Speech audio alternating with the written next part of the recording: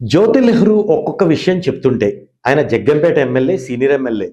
ఆయన గతంలో టీడీపీ నుంచి ఉన్నారు. మధ్యలో వైసీపీకి వెళ్లారు. మళ్ళీ ఇప్పుడు టీడీపీలోనే ఉన్నారు. జగ్గంపేటలో దాదాపు ఆయన నాలుగోసారో, ఐదోసారో ఎమ్మెల్యేగా ఉండటం. 19, 24 టర్మే ఆయన ఓడిపోయారు. కట్ చేస్తే ఆయన చాలా విషయాలు చెప్పారు. ఆయన చెప్పిన విషయాలు వింటుంటే, అవునా? నిజమా? అనేంతగా వాస్తవాలున్నాయి. రాజకీయాల్లో అనేవి జరుగుతుంటాయి. నమస్తే. Welcome to real TV focus. నేను మీ వెంకట్ గన్నవరపు. జగ్గంపేట శాసనసభ్యులు జ్యోతిల నెహ్రూ జగన్మోహన్ రెడ్డి గురించి అనేక వాస్తవాలు వెల్లడించారు. ఏంటవి అంటే, ఆయన ఒక విలేకరికి ఇస్తున్న ఇంటర్వ్యూలో చాలా విషయాలు వెల్లడించారు. ఏంటవి? 1978 నుంచి టీడీపీ నేను ఏదన్నా కూడా కాదన్నది లేదు చంద్రబాబు నాయుడు. అటు ఎన్టీఆర్ ఉన్నప్పుడు కానీ, ఇప్పుడు టీడీపీ కానీ 95లో నుంచి చంద్రబాబే ఉన్నారు కాబట్టి, ఇటు అధ్యక్షుడిగా, అటు ముఖ్యమంత్రిగా, లేదు ఓడిపోయి ఉంటే ప్రతిపక్ష నేతగా. జగన్మోహన్ రెడ్డి దగ్గర ఆయన 5 సంవత్సరాల పర్యాయాలు అంటే దగ్గర దగ్గర 67 సీట్లు వచ్చినప్పుడు ప్రతిపక్షంలో ఉంది. 14-19 2014-19 వైఎస్ఆర్సీపీ ప్రతిపక్షంలో ఉంది. టీడీపీ గవర్నమెంట్‌లో ఉంది. ఆ టర్మ్‌లో ఈయన ఉపనేతగా ఉన్నారు. జ్యోతిల్ నెహ్రూ వైఎస్ఆర్సీపీలో ఉన్నారు కాబట్టి జగ్గంపేట నుంచి ఆయన శాసనసభ్యుడిగా ఎన్నికయ్యారు. ఉపనేతగా ఉన్నారు అసెంబ్లీలో. ఇప్పుడు వైఎస్ఆర్సీపీ నాయకుడిగా, లెజిస్లేటివ్ పార్టీ లీడర్గా జగన్మోహన్ రెడ్డి ఉన్నారు కాబట్టి ఉపనేతగా ఉన్నారు.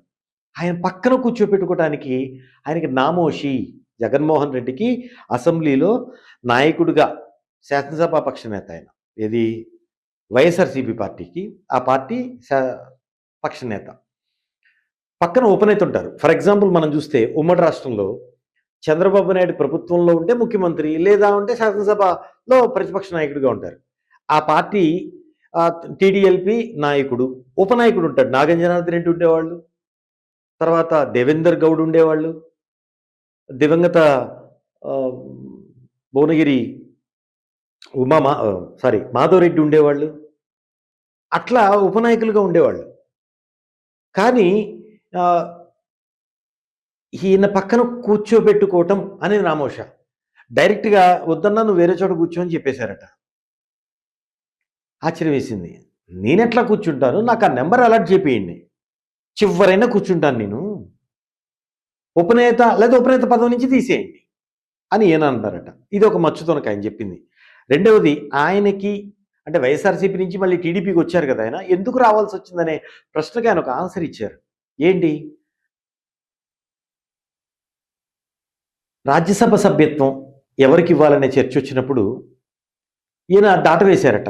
చూద్దాంలే అన్నా, ఇప్పుడే ఉంది, 8 నెలల టైం ఉంది కదా అంటే, కాదు అసలు ఒక మాట అనుకుందామని. అంటే జగన్మోహన్ రెడ్డి జ్యోతిల్ నెహ్రూని అడిగారు. ఈయన దాటవేసినా కూడా మళ్ళీ చెప్పన్నా అని అడిగాడంట జగన్మోహన్ రెడ్డి. అడిగితే జ్యోతుల్ నెహ్రూ ఏం చెప్పారంటే, పార్టీకి కష్టపడ్డది అంటే ఈ సంభాషణ జరిగింది 2014-19 రాజ్యసభ ఎన్నికల సమయంలో. దానికంటే 8 నెలల ముందు. వైఎస్ షర్మిల మీ సోదరికి ఇద్దాము. ఆమెకు న్యాయం చేసిన వాళ్ళు అవుతాం. పార్టీ నిలబడిందంటే ఆమె వల్లే. 2011లో మీరు ఎప్పుడైతే జైల్లో ఉన్నారో అప్పుడు పార్టీకి ఆమె పాదయాత్ర చేసి పార్టీని నిలబెట్టింది. ఆమెకి ఇవ్వటం ధర్మం. మనకు అందులో దాదాపు 10 మంది దాకా పోటీలో ఉన్నారు. ఎవ్వరితో డిస్ప్యూట్ ఉండదు పార్టీ వాళ్ళతో. బయట వాళ్ళ నుంచి ఉండదు. ఎందుకంటే పార్టీలో ఇన్ హౌస్లో ఉన్నామా, పార్టీ కోసం కొన్ని వేల కిలోమీటర్ల పాదయాత్ర చేసింది. పైగా మీ చెల్లెలు డెమోక్రటీలో కూడా చెల్లెలైనప్పటికి కూడా పార్టీ కోసం ఆమె చేసింది కాబట్టి ఆమెకి ఇవ్వటంలో వివాదం ఏమి ఉండదని చెప్తే, అన్న మన ఇద్దరి మధ్య ఉండాలి, ఇది గుర్తుపెట్టుకో ఒకటి, పార్టీలో సెకండ్ పవర్ సెంటర్ అనేది ఉండకూడదు, ఉంటే అది ఎప్పటికైనా ఇబ్బందే అని జగన్మోహన్ రెడ్డి అన్నట్టుగా ఈయన జ్యోతుల్ నెహ్రూ అంటం జరిగింది. మరోవైపు ఈయన దానికి ప్రతిగా ఏం మాట్లాడారు? ప్రాంతీయ పార్టీల్లో రెండో పవర్ సెంటర్ లేకపోతే మొన్న మీకు ఇబ్బంది వచ్చింది, ఆమె చేతిలో తీసుకున్నారు. రెండో పవర్ సెంటర్ అనేది ఉంటే, దట్టు మీ చెల్లెల్లాంటి వాళ్ళు ఉంటే, మీరు చెప్పగానే కోఆర్డినేషన్లో వర్క్స్ జరిగిపోతుంటాయి. మీకేదైనా ఇబ్బంది అవుతుంది, ఆమె నడిపిస్తుంది పార్టీని. అంతేకాని అనేది అక్కడ ఆయనకి ఇంట్రెస్ట్ లేదు. తర్వాత ఇంకో పేరు సూచించమని అడిగారట. ఇంకో పేరు సూచించమని అడిగితే మైసూరారెడ్డికి ఇవ్వచ్చు, ఇవ్వలేదు. ఇవ్వకుండా ఈయన విజయసాయిరెడ్డి పేరు ప్రస్తావించారండి.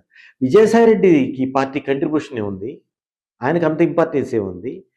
పైగా మైసూరారెడ్డికి మీరు రాజ్యసభ ఇస్తా అని తీసుకొచ్చారు.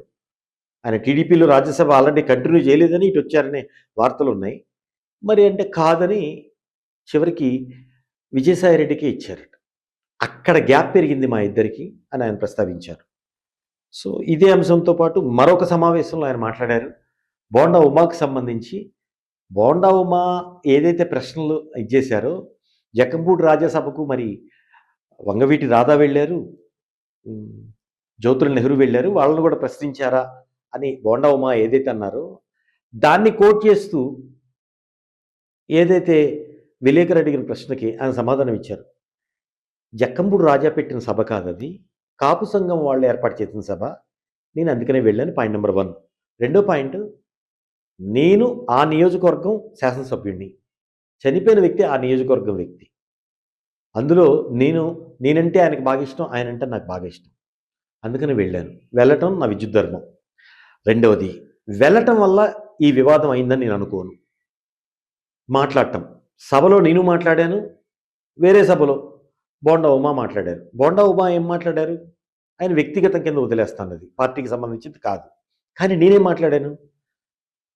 తెలుగుదేశం పార్టీ కాపులకు కావచ్చు, ముద్రగడకు కావచ్చు, ఎంత బాగా ఉపయోగపడింది, ఎంత బాగా చూసుకుంది అనేది నేను చెప్పాను. కానీ బోండా ఉమా అలా చెప్పలేదు. నేను మాట్లాడిన దానికి బోండా ఉమా మాట్లాడిన దానికి చాలా వ్యత్యాసం ఉంది. దీనికి పోలిక లేదు. ఎంత బాగా ముద్రగడను చూసుకుంది, కాపులకి ఏమేం చేసింది అనేది నేను చెప్పాను. కానీ కాపుల్ని చూసుకోలేదు కాబట్టి, ముద్రగడ వ్యవహారాన్ని పక్కన పెట్టారు కాబట్టి 2019లో ఓడిపోయిందని బోండా ఉమా అన్నారు. అయినా ఇదంతా టీ కప్లో తుఫాన్ లాంటిది. ఏదైతే వివరణ అడిగింది ఆయన వివరణ ఇస్తారు. ఆయన ఇచ్చే వివరణ అధిష్టానానికి సంతృప్తి చెందే విధంగా ఉంటుంది అనేది ఆయన చెప్పడం జరిగింది. సో ఇది ఈరోజు ఆయన వెళ్ళారు, వివరణ ఇచ్చారు, అధిష్టానం సంతృప్తి చెందింది. దాని మీద నిమ్మల రామానాయుడు, అదేవిధంగా ఏపీ అధ్యక్షుడు పల్లా రాజేశ్వరరావు ఇద్దరికి బాధ్యత అప్పచెప్పారు. నిమ్మల కామెంట్స్ చేశారు, గౌడల పార్టీని నమ్మవద్దు. వాళ్ళు జ్యోతుల నెహ్రూ ఇంకో మాట కూడా అన్నారు, విద్వేషాలు రెచ్చగొడతారు, ఆయన సైకో అనే మాట్లాడారు. విద్వేషాలు రెచ్చగొడతారు, కులాలు చిచ్చు పెడతారు ఆయన అని మాట్లాడారు. సో ఓవరాల్గా ఈ బోండా ఉమా అంశం ఇంకా సద్దుమడిగినట్టే అనుకోవచ్చు. కాకపోతే ఇంత స్ట్రాంగ్గా పార్టీ ఎందుకు తీసుకుంది అనే అంశాల్లోకి ఇటు జ్యోతుల నెహ్రూ వివరణ ఇచ్చే ప్రయత్నం చేశారు. అంటే మళ్ళీ అలా చేయకుండా జగన్మోహన్ రెడ్డి అనేక విధాలుగా ప్రయత్నం చేస్తూ ఉంటాడు. ఆ ఉచ్చులోకి నేను వెళ్ళను, ఎవరు వెళ్ళరు, బోండా ఉమా వెళ్ళారనేది ఆయన నర్మగర్భంగా మాట్లాడుకొచ్చారు. ఆయన చెప్పిన విధానాన్ని బట్టి చూస్తే.